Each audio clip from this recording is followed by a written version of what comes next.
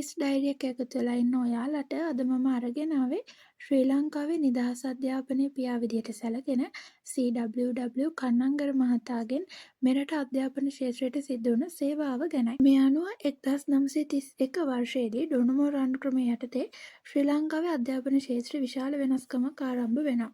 මේ අවධියේ දේශීය නායකයන්ගේ අදහස වුණේ රටේ අවශ්‍යතාවලට ගැළපෙන ජාතික අභිමානය ආරක්ෂා කරන අධ්‍යාපන ක්‍රමයක් ඇති කරන්න ඕනි කියලා.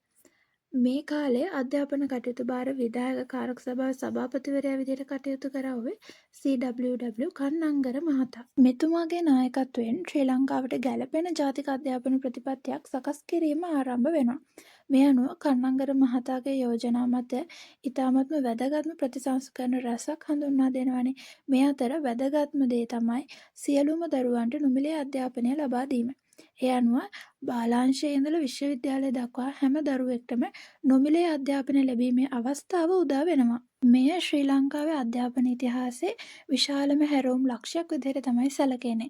ඊට පස්සේ 1946 ජූනි මාසයේදී නිදහස් අධ්‍යාපන පනත නීතිගත කරා වගේම තමයි මේ පනත හරහා රටේ සංවර්ධනයට අවශ්‍ය සැලසුම් සහගත අධ්‍යාපන ප්‍රතිපත්තියක් ක්‍රියාත්මක කිරීමට පදනම සකස් වෙනවා. මෙතුමාගේ සේවාවන් අතර මධ්‍ය විද්‍යාල ආරම්භ කිරීම ප්‍රධාන වෙනවා.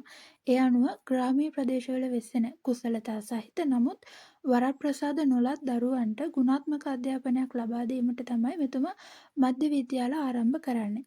මෙහිදී කුසලතා පූර්ණ දරුවන් තෝරා ගැනීම සඳහා 5 ශ්‍රේණියේදී ශිෂ්‍යත්ව විභාගයක් පවත්වනවා. මෙම ශිෂ්‍යත්ව විභාගයෙන් සමත් වුණ දිළිඳු දරුවන්ට ශිෂ්‍යත්වයක් ප්‍රදානය කරනවා. ඊට පස්සේ ඡන්ද කොට්ටාශ පදනම් කරගෙන ආරම්භ කරපු මධ්‍ය විද්‍යාලවලට මේ දරුවන් ඇතුළත් කරගත්තා වගේම තමයි විශේෂයෙන්ම ගැහැණු දරුවන්ගේ ආරක්ෂාව වගේම සියලුම දරුවන්ගේ ගමන් පහසුව කියන දේවල් සලකා බලලා එම ශිෂ්‍යත්වලාභීන්ට මධ්‍ය විද්‍යාලවල නේවාසිකාගාර පහසුකම් ලබා දෙන්නට මෙතුම කටයුතු කරනවා. ඒ වගේම අධ්‍යාපනය ලබා දෙනකොට ප්‍රධාන මාධ්‍ය විදිහට සිංහල සහ දෙමළ මව් භාෂාවන් පිළිගත්තා වගේම තමයි මේ නිසා දරුවන්ට තමන්ගේ භාෂාවෙන් ඉගෙන ගැනීමට අවස්ථාව ලැබෙනවා. ඒ වගේම දරුවන්ගේ සෞඛ්‍ය සහ පාසල් පැමිණීම වැඩි කිරීමට පාසල් දිවාහාර වැඩසටහනක් ආරම්භ කරනවා.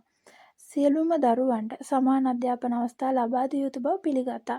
මේ අනුව පාසල් පහසුකම් වැඩි දියුණු කරා වගේම තමයි ගම්බද ප්‍රදේශවල නව පාසල් ආරම්භ කරනවා. මීට අමතරව ඉංග්‍රීසි භාෂාව දෙවන භාෂාවක් ලෙස අනිවාර්ය කිරීම, පාසල්වල ආගම අනිවාර්ය විෂයක් බවට පත් කිරීම, ගුරුවරුන්ගේ ගුණාත්මකභාවය වැඩි කිරීම සඳහා ගුරු පුහුණු ආයතන පිහිටුවීම, එවැගේම ගුරුවරුන්ට රජය මගින් කෙලින්ම වැටුප් ගෙවීමේ ක්‍රමයක් ආරම්භ කිරීම කියන දේවල් වැදගත් වෙනවා. මේ වීඩියෝ එක අවසානයේදී සාරාංශයක් විදිහට මම කන්නංගර මහත්තයා හා සම්බන්ධව කෙටි ප්‍රශ්න කිහිපයක් ඇතුළත් කරලා තියෙනවා. ඒ ටිකත් හොඳින් බලා ගන්න විභාගෙට සූදානම් වෙන්න. ඉතින් මේ වගේ වැදගත් කරුණු වලින් ඔයාලගේ මතක පොත පුරව ගන්න අදම රුවිස් ඩයරි එක එකතු වෙන්න.